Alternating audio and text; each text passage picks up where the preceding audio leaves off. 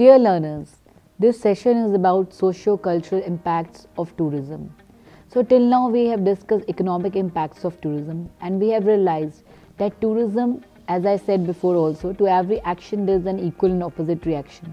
So when tourism happens, tourism also kills tourism. That means when tourism happens, there are some positive aspects and then there are some negative aspects of tourism. There are pros, and with pros we have cons also. Here we are going to discuss this session on social dimension of tourism, the social impacts of tourism. So first of all, let us have an understanding of what these socio-cultural impacts are. Socio-cultural impacts basically relates to changes in societal value systems, individual behavior, social relationships, mode of expression and lifestyles. So the focus of socio-cultural impacts tends to be the host community, and the host guest encounters are very vital. What we am trying to say is that basically here we will try to analyze that how does tourism affect a society. Do any changes happen because of the tourists visiting a place? Do the natives experience any kind of change in their value system, in their social fabric, in their style of living? So how does tourism affects the people, the natives of a destination, the host community? Here the focus of this study will be on the host as well as the guest. Here the guest means the tourist. Tourism, we say, let's first of all talk about the positives of tourism. That when tourists visit a destination, how does the society gets affected and how positive it is for those people, because we say tourism is a people's industry, and here we are there to foster relationships and culture. So first of all, tourism is a passport to peace. It fosters friendships, appreciation, understanding and respect for each other's culture. We have to understand that through culture, through tourism, we can say tourism is a window to different cultures. When tourists visit a destination, they are not only doing the basic sightseeing of that place and seeing the best attractions to be seen. Besides that, they are keenly and genuinely interested to appreciate and understand the culture of the natives of that destination. They want to see and experience how the local people live, what is their lifestyle, what do they do for their living, what are the festivals, what are the rituals, what are the customs. So when anybody visits a destination, his stereotypes breaks. He visits that place, what he might be having anything in his mind about that religion, about a place. Let's take an example. A person from Turkey, he is coming to Varanasi in India. So imagine his mindset, the kind of value system he has imbibed right from the beginning of his upbringing. And when he comes to Varanasi, India, it's a complete different aspect of the Hindu culture which he sees. So but then he also learns to appreciate that culture, and he also understands the importance of each religion, and that definitely increases his horizon. So this is an excellent platform for cultural exchange. Basically, the idea is that when two people meet from two different cultures, when two tourist visits, it could be intra-regional tourism, it could be inter-regional tourism. You are traveling within your same region, you are traveling within two different regions. You are traveling outbound, you are traveling inbound, you are traveling domestic, but within your country. But whenever you are traveling, you always experience learning from each other. You meet, you exchange culture from each other, you learn from each other. This is called as acculturation model. Here we have one donor culture and one receiving culture. The tourist who is coming to a country, as I gave an example, a tourist is coming from Turkey and is visiting Varanasi. So he is at the receiving end, he is receiving those cultural values, he's having that learning of that Hinduism, that the destination Varanasi, the one of the oldest living cities of the world, he's carrying that legacy with him, and that is and Varanasi is the donor culture, the culture which is being given by our country to him. So donor culture and receiving culture are two important aspects of acculturation model. It rests on the fact that when two cultures meet, they learn from each other, they exchange each other's value system. Maybe people who are staying within the country, who are staying in Varanasi, they will also pick up certain aspects of the person who's coming from Turkey. So it is learning at both the ends. Demonstration effect. Demonstration effect is a result, it is a cause of this acculturation. Cause is acculturation model, effect is demonstration effect.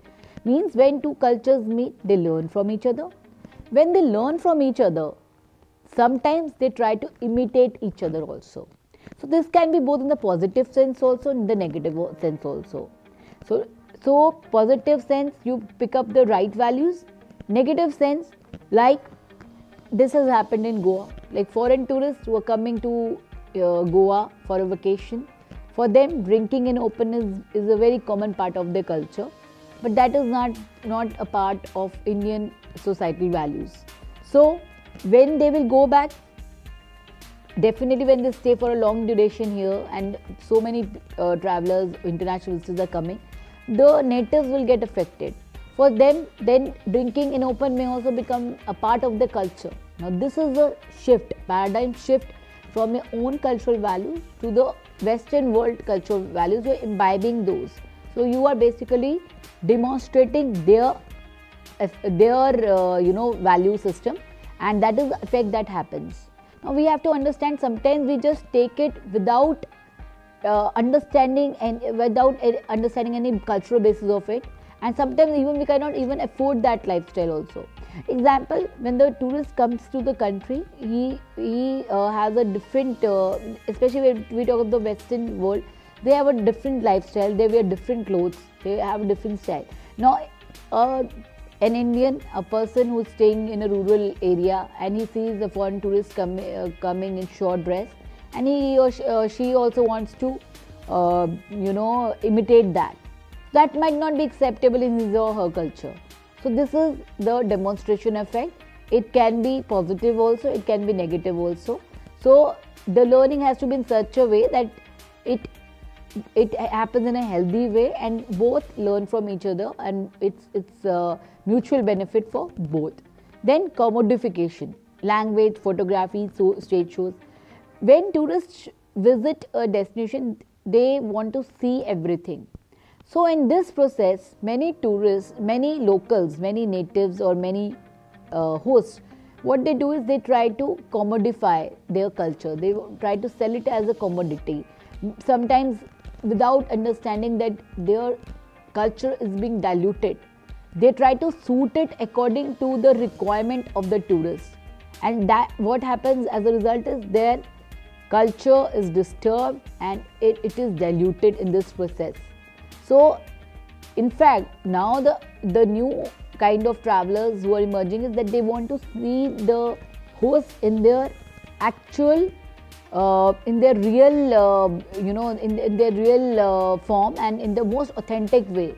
So they don't want any dilutions. They want to experience authentic culture. They want to experience authenticity, reality, and that should not be different. That should not be staged. They don't want staged commodification of the cultures.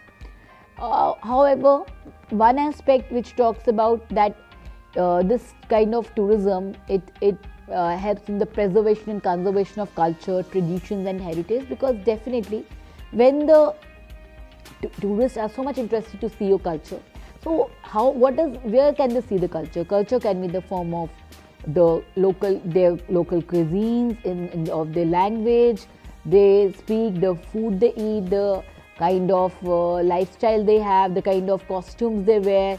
Culture can also be seen in the museums, the textiles, the handicrafts, the handlooms, the souvenirs. Everything is the folklore, the music, the dance, the festivals, fairs, everything is a part of that culture. Culture is a very broader term.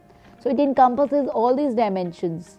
And when tourists go, like many foreign tourists visit India during Pushkar fair, they come and they want to witness the Pushkar fair.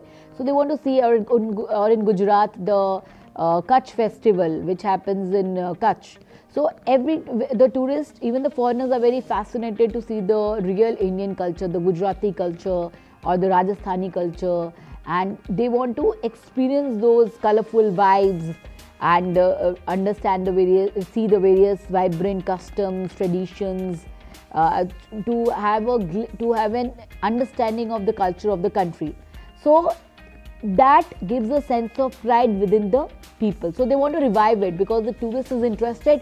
So they are happy. So they are reinforced and they want to revive their culture.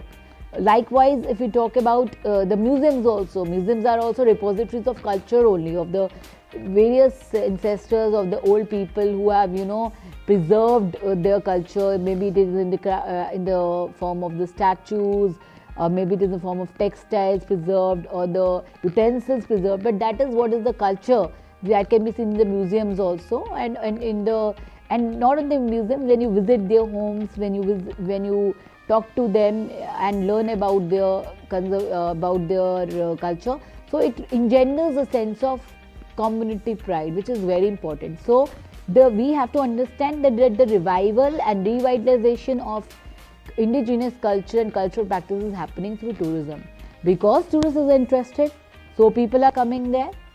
So because tourists is interested, so people are trying to preserve their culture. They are trying to take care of their culture. So they are trying to keep their culture intact. So, and it gives them the sense of pride. Like people coming to rural India, suddenly rural tourism, when we started promoting, people started taking pride in their rural roots. So earlier they only wanted to run away. They wanted to move to the urban cities, but now they are taking care, they are staying there, they are promoting agri-tourism, they are promoting farm tourism, they are promoting rural tourism. So all these kinds of tourism, also cultural tourism, ethnic tourism, these are all the various ways of taking care of our socio-cultural values. However, and also it also adds on to the education. Person goes, when two people meet, they're learning from different cultures and they're also learning the different values of each other. So this is an education, this is a learning of a lifetime, which nothing else can match, not even the textbooks. The more you travel, the wiser you become. They say the world is a book. One who stays home reads only one page of it. So basically it's the educational value of tourism to it also. And also, when tourists will visit a destination, so the social infrastructure is developed. The government will invest on building hotels, it will invest on building airports, railway stations, community centers, take care of healthcare, communication, will build amenities, and make it Wi-Fi and create more of restaurants, cafes, museums, iconic structures like in Dubai we have Burj Al Arab, we have Burj Khalifa, which is one of the tallest building of the world till now. So basically infrastructure is also creating the society is benefited through this tourism. So social impact of tourism is positive here, in the sense that the social infrastructure is being developed, people learn about each other, the culture is conserved, it engenders a sense of pride, it revitalizes their culture. But at the same time, it is also an intrusion into their privacy. How? Because like ethnic and cultural tourism, and nowadays is a new concept of homestays, or through Airbnb also, which is an app through which you can, a website through which you can basically go and stay in the apartments of stay with the host if you are interested, or through couchsurfing also, where you can stay with the host. So actually speaking, or in the homestays also, you are staying with them, so you are intruding into their privacy. Somehow, now there can be another argument that they are happy to interact with the tourists, and that's why they are opening their homes to them. But beyond the level, this can become a nuisance. Initially, they might like it, interacting with the tourists, the host, but this is not a very, it is a conducive way of living one's life. It is an intrusion into one's privacy. So this is one thing, and that's why we say that you are taking the pictures of people without seeking their permission. This is an intrusion into the privacy. You have to seek their opinion. There is another aspect of socio-cultural impacts is the social inequity.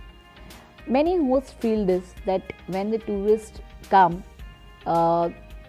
they display a different kind of behavior, which is not as it is when they are in their own homes. Means that when the tourists visit a destination, definitely they have more money to splurge, they want to shop, they want to buy things. So they exhibit a different kind of financial status, which may not be otherwise when they are in their own place. But that affects the local people, and they may also try to equate themselves with those tourists, and that may financially put them in a distressed situation. So that's social inequity. Spatial displacement of people happens when people are coming. So the people, the host their hosts get affected, and they have to move to different places. The places where more tourists are there, so that they can earn more money, and that affects the space of that destination. The social carrying capacity, the thresholds of the congestion, like we have the carrying capacity of a destination, we also have the social carrying capacity. It relates to such factors as establishing thresholds on congestion levels generated by tourism, determining the tolerance for tourism beyond which they get irritated and resentful. So it becomes a physical and social burden. Physically, on the environment, it becomes a burden, the tourism phenomena. But on the people, it becomes a social burden. Why? Because when tourists stay for longer time, the tolerance of people goes haywire, and they get irritated and resentful. We'll have a discussion on that in some time. I go to the next point, which is the crime, which is related to tourism. Now, crime, wherever too much of tourism happens, also there are chances of more crime. Why? Because tourists, when we know that tourists are coming, they have a lot of money with them, and they are not aware of the place or aware of the surroundings where they are visiting. So there are people who are in search of such tourists whom they can easily manipulate or cheat, or they can do pickpocketing, they can steal their things. So there have been many incidents which have been reported, like in India, where the tourists come and somebody pickpockets their purse in a metro, or they lose their camera, or their stuff is stolen in a hotel, or maybe some molestation happens with a girl, or a couple is attacked, and there are n number of incidents if we talk about it. So this is very unfortunate, but the crime is negative aspect of it. And also when people drink, like a lot of people, when even the tourists, when they will be drinking, then and the other host people also, they know that with drinking they will indulge in different kind of practices. Likewise, we have this gambling also, which where people play in casinos. Like Goa was the first one to introduce the slot machines. Like Hong Kong, if we talk about Macau, which is the Las Vegas of Southeast Asia.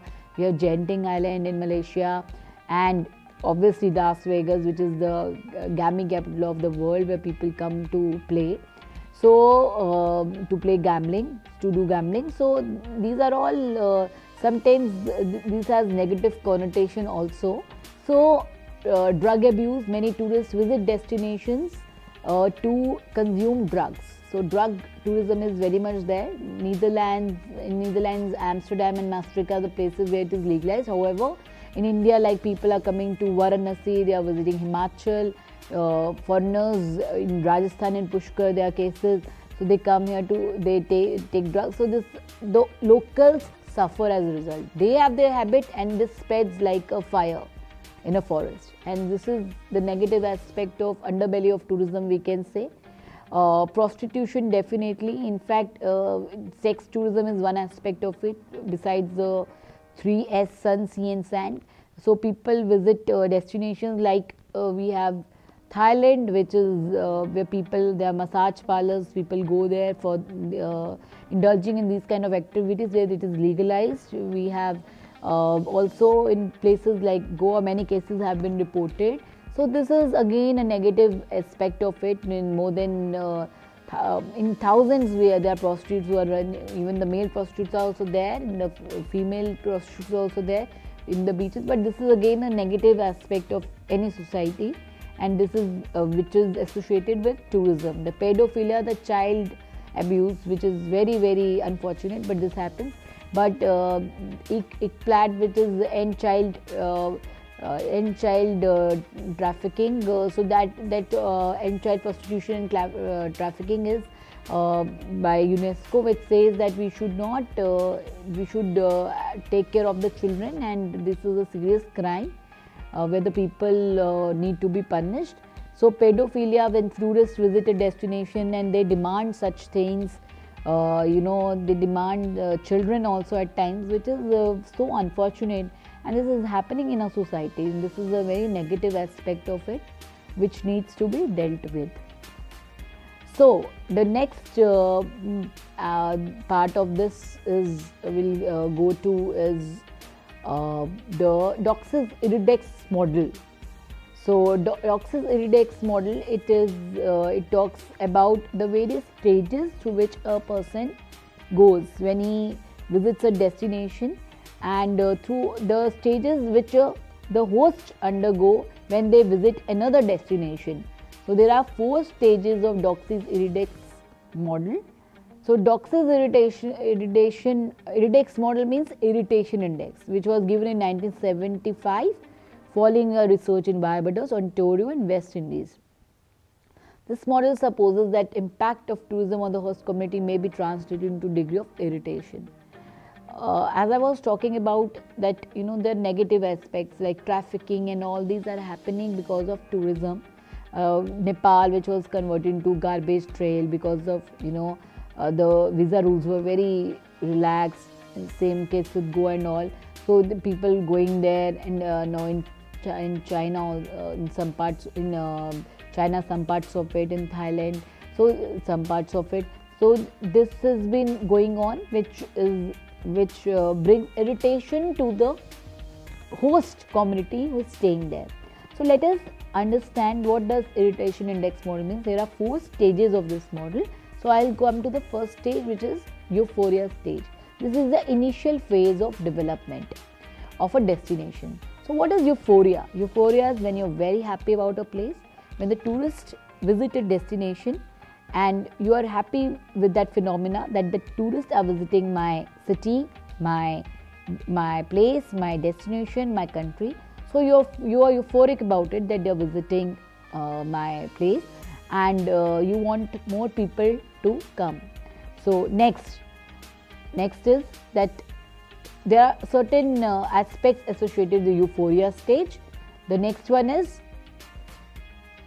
the visitors, because the place has got that potential, so visitors and investors are welcome there, and there is a high degree of informal contact between host and guest, and because people are enjoying very high economic benefits, so they are welcoming tourists. It's a very pristine and untouched destination where tourists are coming, and tourists want to experience that place, and so the hosts are also happy as long as they are getting money out of the tourists who are spending money there. So there is little planning or control at this stage of the cycle.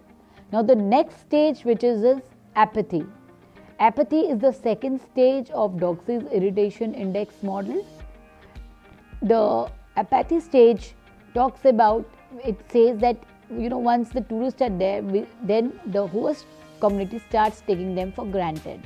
The host and guest contacts are formalized and the commercialization becomes prominent. Why? Because now the investors see a huge potential in that place. Earlier it was pristine, untouched. Hardly any people knew about that place, that destination. So it was in its nascent stage. So people were also happy. Hardly any tourists were coming, so they were happy about it because they were able to earn their bread and butter through them, and they were not getting affected, disturbed. But now more and more tourists start coming. They are interested, and so the investors see that this place is booming, this place has potential, so I must go and invest. Maybe I can open my hotel there, I can open a restaurant there, I can start my transportation business there. So in different ways people start investing, foreign investments happen. And what happens in that, you start a hotel and you ask the local people to do the servile roles.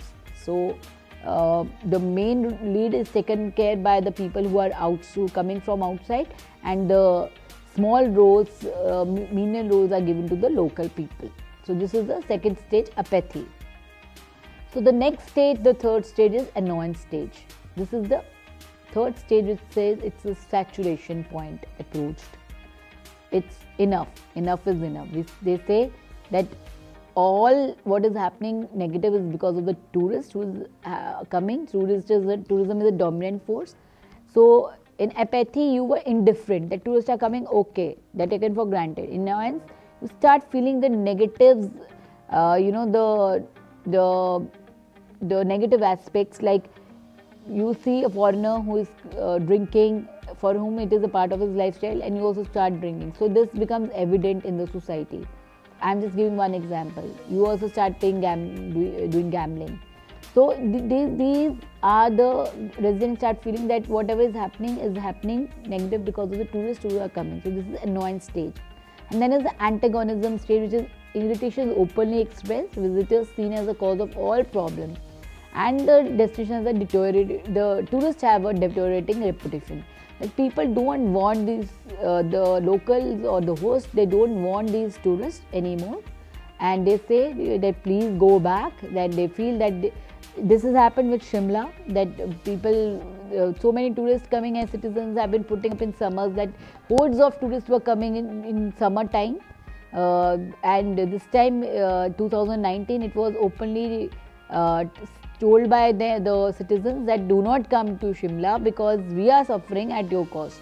You need water, you need all the resources, you are doing all the, you are littering around, you are making the place more worse, the climate is changing because of you, you are not keeping the city clean. So all these negatives are happening because of you. So please go away. So this antagonism which is openly expressed.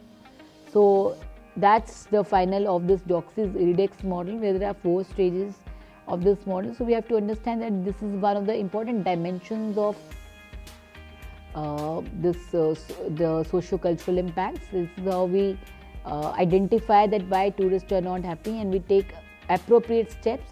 So next I will talk about is the socio-cultural policies and measures which can be taken, because it's a gradual process, and therefore we have to have a community development approach towards it.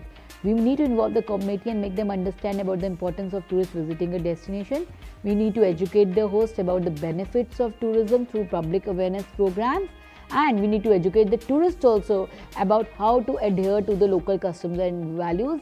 We say think global but act local. So when they're visiting that destination, they must respect the local rules and regulations and value system of that place, and they must provide, we could provide them financial incentives, training for local ownership, so as to receive direct economic benefits from tourism.